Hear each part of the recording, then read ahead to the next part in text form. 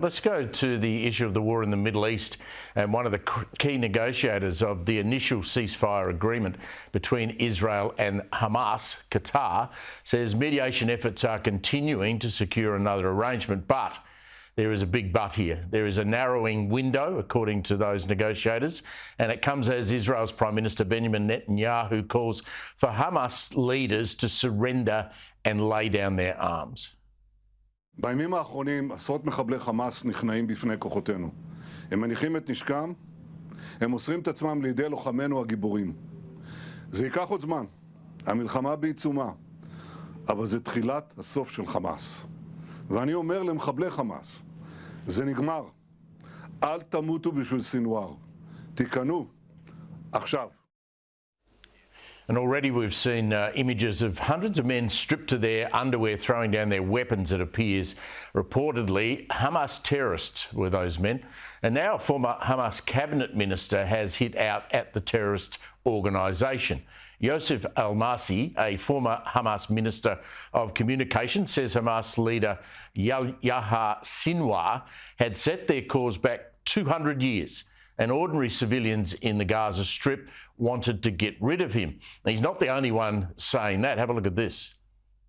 What resolution? Just give up and surrender. This is the act of idiots. He caused the death of his own people. Sinwar has killed his own people. Joining me now is the Australian's Foreign Affairs editor, Greg Sheridan. Greg, that sentiment from a Palestinian, a civilian, very well put, but very brave. Yeah, Steve, I think, the Palestinian population in Gaza probably hate Hamas now for what they've done. This is what Hamas wanted. It wanted the death of a lot of Palestinians to, blacken the name of Israel.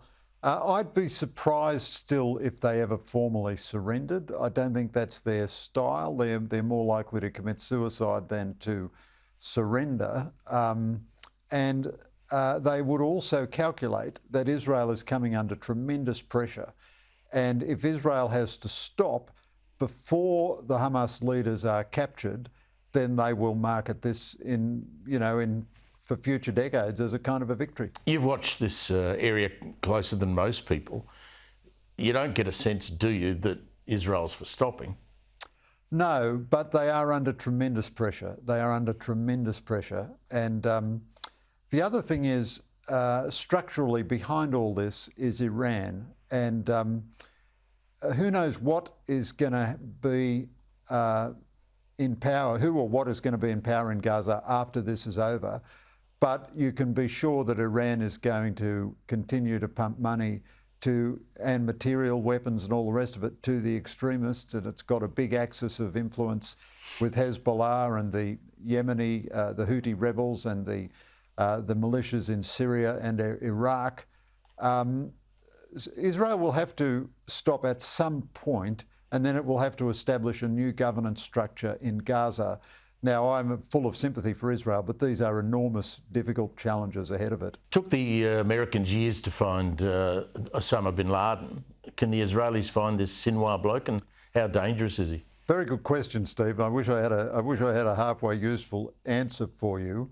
He is dangerous, but he's very, very dangerous. But the history of these terrorist groups is that knocking out their leader actually doesn't do much to disable them. Now, Israel is right to go after him. This man is a war criminal of the first order, and justice demands that he be captured and held to account. But having said that, just as when Osama bin Laden was killed, Islamist terror didn't end. When al-Baghdadi died, the Islamic State didn't end. If this guy goes, you're still going to get Hamas 2.0 or Hamas 3.0. It's everything the Israelis want to do is right, but I'm just dolefully saying it doesn't really solve the problem. Just briefly, Nikki Haley, I know your view of Donald Trump. You've written it hundreds of times now, and you haven't changed, I don't think. Can Nikki Haley get that nomination? I don't think she can beat Donald Trump, but if Trump is forced to withdraw, she is now surging ahead of Ron DeSantis. He's not out of it by any means, but DeSantis and Haley are battling for number 2, so that if Trump has to withdraw, or if he goes to jail or something, they would be there to, who was that ice skater who won the gold medal, Steve Bradbury or somebody who just by standing, everyone else fell over. So that's what Haley and DeSantis are trying to do. She certainly has been the most impressive in the Republican debates, and she's got a great story to tell, and I think she'd be a very good candidate for the Republicans. How much is crooked Hunter Biden hurting his dad, Joe? Prodigiously. Americans profoundly don't want Donald Trump or Joe Biden. If I was just considering Joe Biden, I would say the case for voting against Joe Biden is overwhelming. Although Biden has been good on Israel. You've got to give him that credit. He's been very good on And Israel. solid, yeah. Yep. I mean, the UN is all over the joint. But... And on Ukraine, really. But partly because Biden is an old guy, and old guys have better instincts on these matters than young guys.